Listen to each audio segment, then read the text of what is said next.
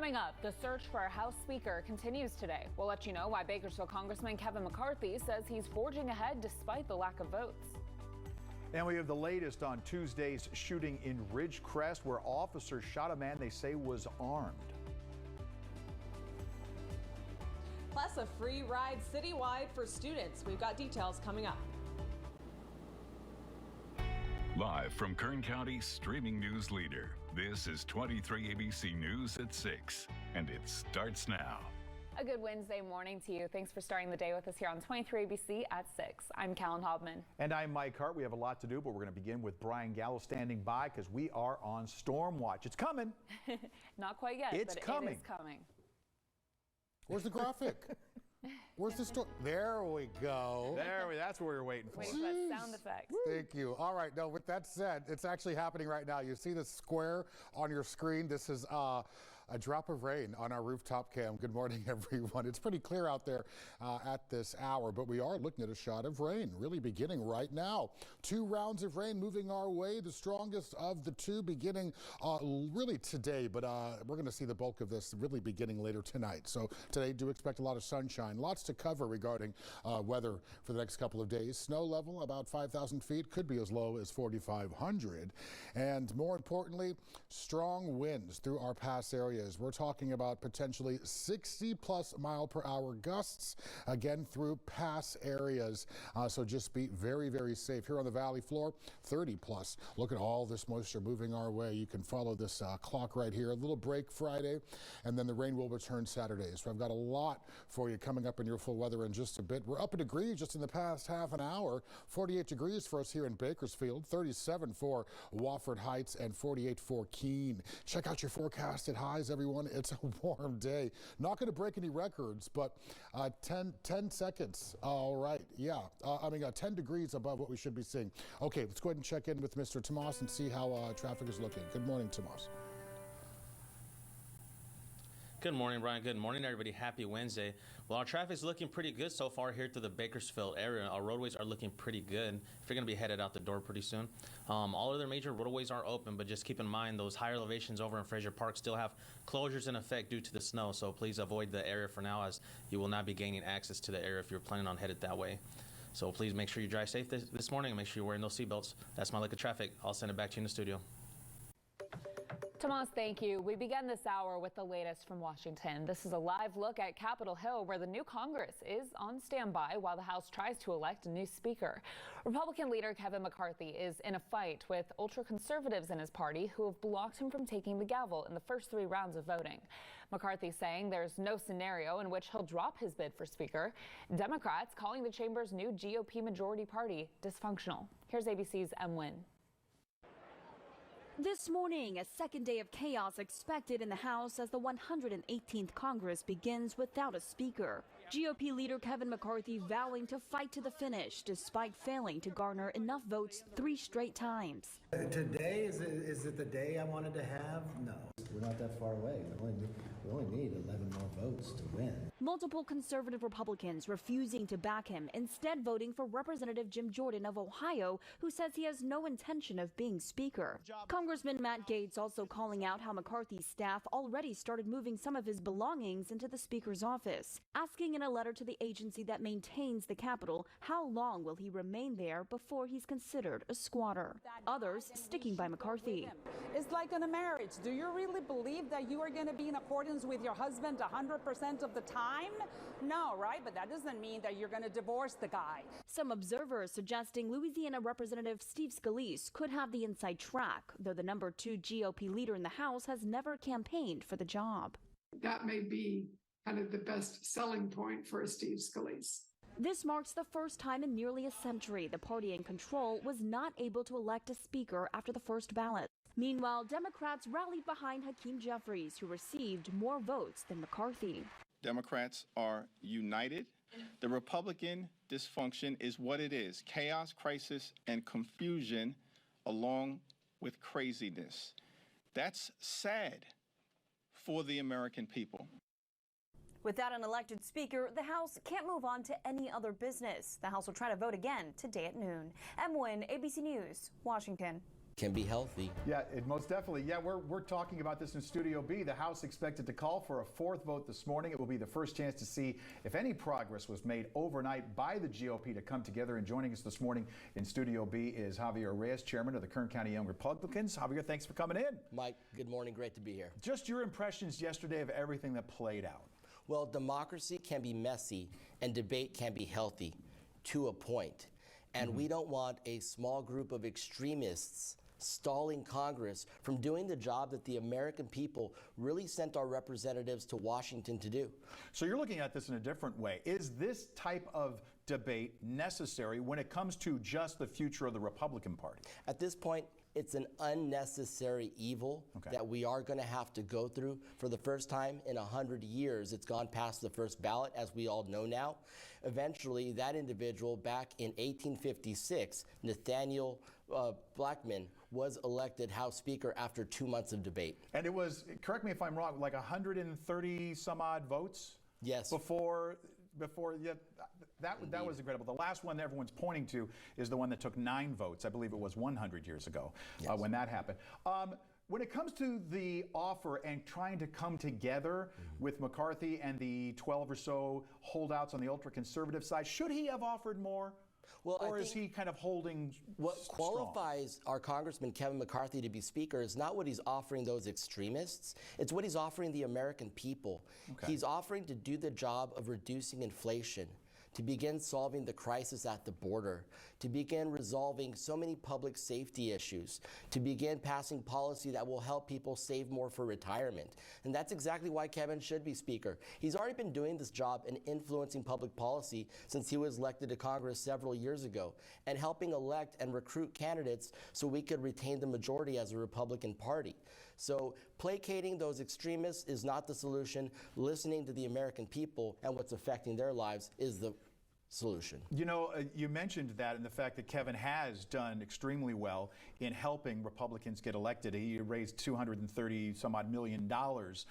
Some of that money going to some of the holdouts who are right now against him and that kind of a thing. Is that more of Kevin's strength when it comes to the fundraising rather than leading, or do you see him truly as the leader of the House?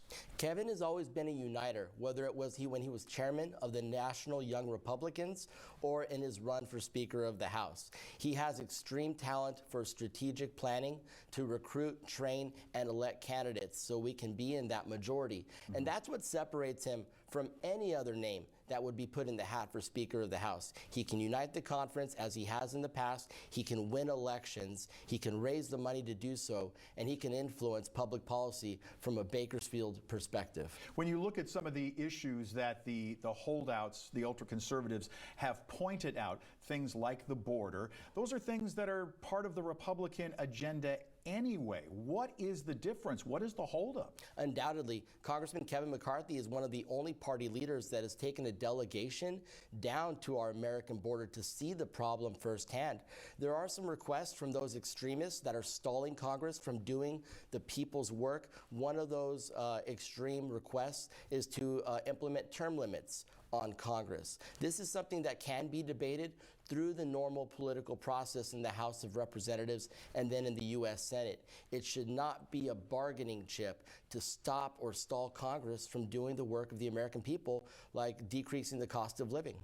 You know, Kevin, always standing up for the conservatives, for the Republicans and whatnot. There has been talk over the years about his relationships with many of the Democrats on the other side of the aisle, many of the more moderate ones. Is that sort of relationship, do you think, hindering him with some of these ultra-conservatives? In fact, I think it's a strength. When you are Speaker of the House, you're directing public policy to impact all Americans across the nation in every single congressional district. So, in fact, I see it as a strength that he's able to sit down and have those respectful conversations about public policy and how it's going to impact other members of Congress, even those on the other side of the aisle. You know, there were some pundits yesterday that were all the speculation going about would he be able to reach 218. There was some talk out there about possibly luring some of the moderate Democrats across the aisle. Do you see that happening? Because all 3 votes so far had all 212 voting for Hakeem Jeffries. Democrats on the far left, like Alexandria Ocasio-Cortez, has made it very clear they're not going to do Congressman Kevin McCarthy any favors. Unfortunately, it's also been said that Republican Congressman Matt Gaetz, one of the extremists stalling this process, has started working with AOC so he could say that he would be okay even if there was a Democrat Speaker of the House. Do you see that happening? I do not at all. Kevin McCarthy will be able to secure the votes, and we are not 100 years ago, but it will take just a little more time to secure those votes. But ultimately, the Speaker of the House setting the precedent for public policy in our country will be from Kern County. We're very proud of that. Javier Reyes, thanks for joining us this morning. We appreciate it. Thank you for your time, Mike. All right, let's go back in studio with Callan. Now to an update on the recount of State Senate District 16. After Republican candidate David Shepard requested a recount, Democratic Senator Melissa Hurtado's team announced they have now requested a recount. According to Hurtado's team, Shepard only requested about 20% of the votes to be recounted, which is allowed by California law. They were precincts he won in the original certification of the election. Hurtado's team has requested a recount of an additional 150 precincts. Keep in mind, the Kings County recount for Shepard has yet to be finished, although that could be done later today. Meanwhile, Kern County's latest recount is scheduled to begin tomorrow at 9 a.m. We reached out to the Kern County clerk and auditor for comment, but have not heard back. Well, we still have a lot more to do after this break. Make sure you stay with us here on 23. Welcome back. New details from a story we brought you Tuesday about a shooting in Ridgecrest involving law enforcement and an apparent suicidal man armed with a gun. Officials saying around 2:30 a.m. they were notified about an armed man on Sahara Drive. During the investigation, a shooting happened involving Ridgecrest PD and sheriff's deputies.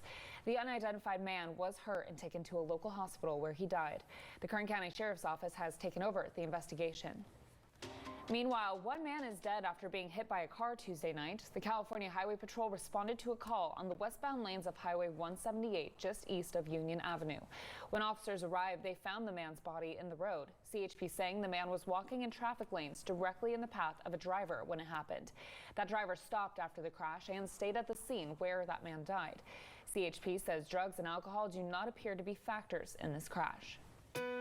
Meantime, part of LaFrance Drive between South H and El Rancho Drive in South Bakersfield is expected to be closed through the weekend due to a sinkhole. City crews say it opened up in the area and they're working to repair the damage. In the meantime, drivers are being asked to avoid the area, use alternate routes. So we decided to take a look at what is a sinkhole. How do they form? Let's dig a bit deeper, shall we, and find out. First of all, according to the U.S. Geological Survey, sinkholes are regions where the types of rock below the surface can naturally dissolve by groundwater circulating through it. When water from rain moves down through the soil, these types of rocks then begin to dissolve. It creates an underground space or a cavern. Now, the sinkholes are dramatic because the land usually stays intact for a certain period of time until that space gets to be too big. And then if there's not enough support for the land above the space, the collapse can occur. Riding the bus to school is nothing new, but thanks to a grant, Get Bus is joining in now. 23 ABC's Veronica Morley is live in Central Bakersfield talking with Get about their new program for students. Good morning, Veronica. Hey, good morning. That's right. So now students kindergarten through high school all throughout Bakersfield can pick up a pass like this when they go back to school. This is the one for Bakersfield College, but you'll have your own from your school. And these Get Bus passes will give you free rides for Get anywhere you want to go. Joining me this morning, Janet Sanders with Get. Janet, tell us, how is this going to work for the students? What can they expect when they get these bus passes? What are they going to use them for? They can use these passes anywhere that they want to go. It will be their pass to use. It's not just to school. They can use it to go to the movies, the mall, to their friend's house, to work, anywhere that they want to go. The program is kindergarten through college, including vocational schools. Okay, so they're going to be able to use these anywhere they want to go. Anybody who's wondering, what does that include as far as where they're going to be able to go throughout town, and what are the hours like?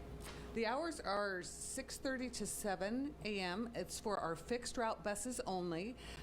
It does not include our microtransit, so it's for fixed route and paratransit. Okay, and so tell us a little bit about, how Get decided to get involved with helping students be able to get around town easily. Well, we wanted to help out the community, and by doing this, kids can be able to go wherever they want to go. If they want to go to the mall, they can go to the mall. And it's just like a regular bus pass. They do need to pick it up from their school office after winter break. All the schools should have them. So they just go to their school office and they ask if they can get a bus pass. All right, Janet, thank you so much. So again, if you guys are interested in looking on how to get around town, Get could be your option. Students can go ahead when they get back to school this week or next week. They can pick up these passes from their administrative office. For any more questions, how can they get in touch? They can go to our website at getbus.org, or they can call our customer service at 869-2GET. All right. Thank you so much, Janet Sanders. All right. That's going to do it for us. We'll send it back to you in studio. For 23 ABC News, I'm Veronica Morley, connecting you. All right, Veronica, thank you. Well, Brian, we've got to get a check of our weather forecast as people head out the door today. No rain jackets necessarily this morning, you were saying, but later? Yeah, I like how you mentioned that. Grab a jacket. Good morning, everybody. We're on storm watch. Have an umbrella close by. You're not going to necessarily need it at this hour, but the rain is on its way. Thank you, Mr. Ramiro Loza, for sending us these really cool time lapses. We're talking east side of the valley, Mount Vernon. You can see some fog rolling in, also some low-level clouds here, and obviously a good amount of sunshine.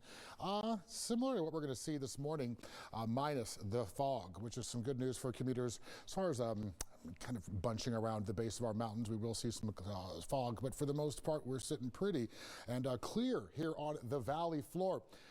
Numbers, definitely warmer air really in front of this area of low pressure moving our way. So we're going to see numbers on the higher side. 37 for Wofford Heights. Again, these are temps at this hour. 45 for Edwards Air Force Base.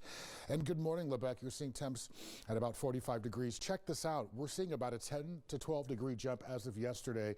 Not going to break a record, but we're coming pretty close. This is warm given the time of year. So again, warmer air really kind of fronting this area of low pressure that's moving our way. With that said, look at all this moisture, everyone. Coming in 2 waves. 8 p.m. tonight, you can see we're still partly cloudy, fairly clear, but this big band here has got a lot of activity, a lot of energy packed into it. So with these 2 waves, this will definitely be the stronger of the 2.